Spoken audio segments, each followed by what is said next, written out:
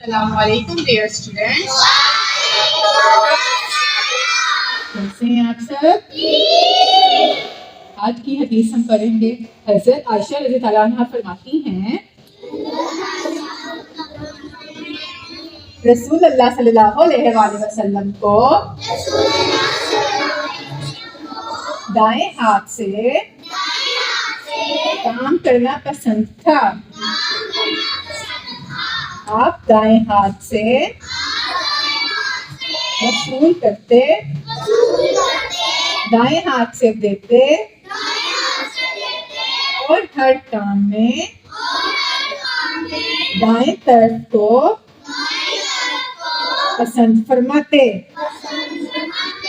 इसलिए हमें भी चाहिए कि जो भी हम काम करें, अगर दाएं हाथ बोलते सीधे हाथ को, हम खाना खाएं सीधे हाथ से खाना चाहिए।